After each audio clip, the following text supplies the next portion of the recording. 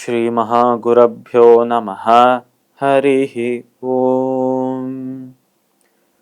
சதாசிவசமாரம்பாம் சங்கராச்சார்யமத்யமாம் அஸ்மதாச்சார்யபர்யந்தாம் வந்தே குருபரம்பராம். ஸ்ருதிஸ்மிருதிப்புராணானாம் ஆலயம் கருணாலயம் நமாமி பகவத்பாத சங்கரம் லோகசங்கரம். அபார கருணா சிந்தும் ஞானதம் சாந்தரூபிணம் ஸ்ரீ சந்திரசேகர குரும் பிரணமாமி முதான்வகம். ஜெம் டிவி நண்பர்களுக்கு எனது வணக்கங்கள். இன்றைய நாள் அனைவருக்கும் இனிய நாளாக அமைய எல்லாம் வல்ல இறைவனை வேண்டி இன்றைய மதமும் நம்மதமே நிகழ்ச்சிக்கு செல்வோம். இன்னைக்கு நம்ம ஸ்ரீமத் பகவத்கீதையிலிருந்து ஒரு ஸ்லோகத்தை விரிவான விளக்கத்துடன் பார்ப்போம். பத்ரம் புஷ்பம் ஃபலம் தோயம் யோ மே பக்த்யா பிரயச்சதி ததஹம் பக்த்யுபஹ்ருதம் அஷ்னாமி பிரயதாத்மனஹ.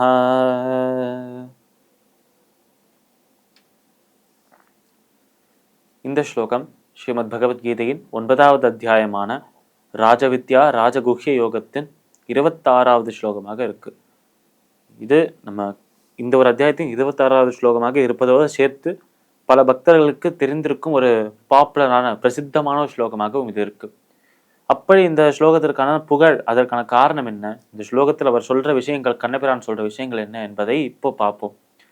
பத்திரம் புஷ்பம் ஃபலம் தோயம் யோமே பக்தியா பிரயச்சதி என்று சொல்றார் நம்மளோட கிருஷ்ணர். அப்படி அர்ஜுனையை பார்த்து சொல்லும்போது இதில் முக்கியமான ஒரு விஷயம் இப்பொழுதுதான் வர்றது. பத்திரம், ஒரு இலையை வைத்து கிருஷ்ணர் அர்ஜுனையை பார்த்து சொல்வது, அர்ஜுனா ஒரு இலை பத்திரம், புஷ்பம் ஒரு பூ, ஒரு பூ என்று சொன்னால் ஃப்ளவர் என்று எழுதுக்கலாம். பத்திரம் புஷ்பம் ஃபலம் ஒரு பழம், அப்புறம் தோயம், தோயம் என்றால் நீர், ஒரு துளி நீர். இப்படி ஒரு இலை, ஒரு பூ, ஒரு பழம், இல்லை ஒரு துளி நீர். இந்த 4 விஷயத்தில் ஏதோ ஒன்றத்தை, இந்த ஒரு பழத்தையோ பூவையோ இலையையோ இல்லைனா நீரையோ ஏதோ ஒரு விஷயத்தை மனதால நினைத்து எனக்கு தந்தால் நான் அதை ஏற்றுக்கொள்வேன் என்று சொல்றார் நம்ம கிருஷ்ணன். இது ஓகே, இந்த 4 விஷயத்தில் ஏதோ ஒன்றத்தை தந்தால், அந்த பகவானுக்கு தந்தால் அதுவே போதும், அதை அளித்தாலே அவர் மன திருப்தி அடைவார் என்று சொல்றாரே கிருஷ்ணர். அப்போ இதை எல்லாருமே தந்தா அனைவருக்குமே அந்த பகவானின் பிரீத்தி, அனைவருக்குமே அந்த பகவானின் அந்த ஒரு அன்பு கிடைத்து விடுமா என்று கேட்டால் அங்கதான் முக்கியமான விஷயத்தை சொல்றார் கிருஷ்ணர். ததஹம் பக்தியுபஹ்ருதம் அஷ்டாமி பிரயதாத்மனஹ. எது பக்தி உள்ள பக்தர்களுக்கு மட்டுமே பொருந்தும் என்று சொல்றார். என்றால் பக்தி இல்லாமல் நம்ம பக்தியோடு செய்யும் இந்த ஒரு விஷயங்கள் இதுவே போதும். இதை எப்படி புரிந்து கொள்ளலாம் என்றால், எப்படி அனுபவிக்கலாம் என்றால், பக்தியோடு நம்ம செலுத்துகிற ஒரு பூ, பக்தியோடு செலுத்துகிற ஒரு இலை, ஒரு பழம், இல்லை ஒரு துளி ஜலம், இதுவே பக்தி இல்லாமல் நம்ம எவ்வளவு தானங்கள் செய்தாலும் அது பத்தவே பத்தாது. இதை கம்பேர் பண்ணும்போது, இதை ஒப்பிட்டு பார்க்கும்போது, இப்படி நம்ம பக்தியோடு செய்யும் இந்த சின்ன சின்ன விஷயங்கள் கூட பக்தி இல்லாமல் செய்யும் பெரிய விஷயங்களை காட்டிலும் பெரிதானது என்று உணர்த்துறார் நம்ம கிருஷ்ணன்.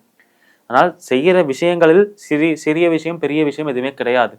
அந்த செய்கிற விஷயங்களை எந்த எண்ணத்தில் செய்கிறோம் என்பதை பொறுத்துதான் அந்த வேறுபாடு இருக்கிறது. ஆனால் செய்யும் செயல்கள் சின்னது பெரிது என்று எதுவுமே கிடையாது.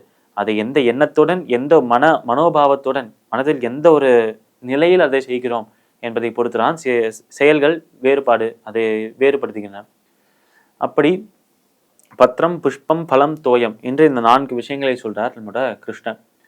இது அனைத்தையுமே, இந்த 4த்தில் ஏதோ ஒரு விஷயத்தை மனதில் பக்தியோடு அந்த இறைவன் இதை ஏற்றுக்கொள்ளணும் என்று ஒரு பணிவோடு இந்தா வைத்துக்கொள் என்று தராமல், என்னிடம் இவ்வளோ இருக்கே இந்தா வைத்துக்கொள் என்றும் தராமல், அந்த மனதுக்குள்ள அந்த அகங்காரமும் இருக்கக்கூடாது, அந்த அதே நேரத்தில் எந்த ஒரு கலக்கமோ இல்லை அலைப்பாயுமோ மனதோட இருக்கக்கூடாது.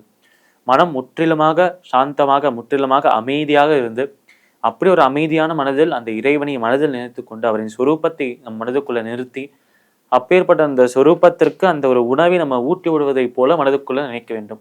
அப்படி அந்த இறைவனை நமக்கு அவ்வளவு அருகில் இருக்கிறார் என்று உணர்ந்தால் மட்டுமே நம்ம அளிக்கும் அந்த விஷயத்தை அவர் ஏற்றுக்கொள்ள முடியும். இல்லை என்றால் அவரே அதை ஏற்றுக்கொள்ளணும் என்று நினைத்தாலும் நம்ம சரியாக அவருக்கு அளிக்காத விதமாக அவருக்கு ஏற்றுக்கொள்ள முடியாது என்று சொல்றார். அப்படி அந்த இறைவன் எதிர்பார்ப்பது பக்தி ஒன்று மட்டும்தான், அன்பு ஒன்று மட்டும்தான். அந்த இறைவன் இவ்வளோ கிலோ தங்கத்தை கொண்டு வா, இவ்வளோ கிலோ வெள்ளியை கொண்டு வா என்றெல்லாம் கேட்பதில்லை. கொடுக்கறத நீ சின்ன விஷயத்தை கொடுத்தாலும் அதை மனதில் பக்தியோடு கூட நான் ஏற்றுக்கொள்வேன் என்று எளிமையாக சொல்றார் நம்மளோட கிருஷ்ணர். ஸ்ரீமத் பகவத்கீதையின் 9வது அத்தியாயமான ராஜவித்யா ராஜகுஹ்ய யோகத்தின் 26வது ஸ்லோகத்திற்குண்டான விளக்கம் இதுவே. மீண்டும் நாளை சந்திப்போம். நன்றி, வணக்கம்.